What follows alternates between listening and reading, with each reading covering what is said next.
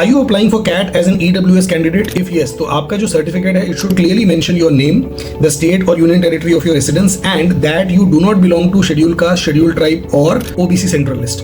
Apart from that, most importantly ये mention होना चाहिए कि आपकी combined family income for the previous financial year 8 lakh से कम थी.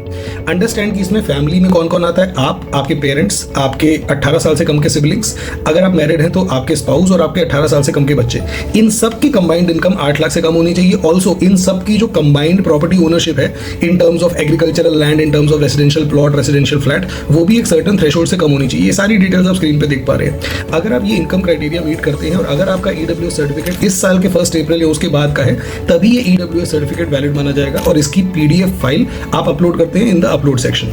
हाउएवर, अगर आपका ईडब्ल्यूएस सर्टिफिकेट इस साल के 1 अप्रैल से पहले का है, तब भी आप अप्लाई कर सकते हैं. इन दैट केस आपको 3 चीजों को मर्ज करके एक पीडीएफ फाइल बनानी पड़ेगी जिसको आप अपलोड करोगे इन द अपलोड सेक्शन.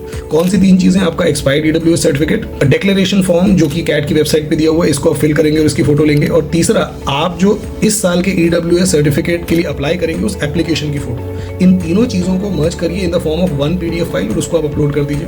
अगर आपने पहले कभी ईडब्ल्यूएस सर्टिफिकेट के लिए अप्लाई किया ही नहीं था, लेट्स से पहले कभी आपने ईडब्ल्यूएस सर्टिफिकेट नहीं बनवाया, तो भी आप अप्लाई कर सकते हैं as an EWS candidate. In that case आपको 2 चीजों को मर्ज करना होगा पीडीएफ फाइल में. एक, आपका डिक्लेरेशन फॉर्म कैट की वेबसाइट से डाउनलोड करके उसको फिल करेंगे, उसकी फोटो लेंगे, और दूसरा जो इस साल ईडब्ल्यूएस सर्टिफिकेट के लिए आप अप्लाई करेंगे उसकी फोटो. इन दोनों को मर्ज करिए एक सिंगल पीडीएफ में और अपलोड कर दीजिए.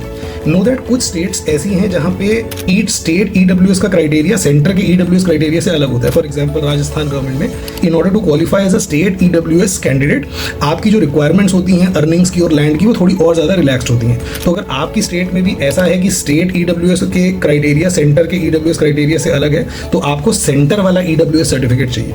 हाउएवर, अगर आप एक ऐसी स्टेट में बिलोंग करते हैं जहां पे स्टेट ईडब्ल्यूएस का क्राइटेरिया भी सेम है जो सेंटर का क्राइटेरिया है, इन दैट केस कोई भी आपका ईडब्ल्यूएस सर्टिफिकेट हो वो चलेगा. For more such informative videos on CAT and other MBA entrance exams, subscribe to our channel. Let's आरंभ.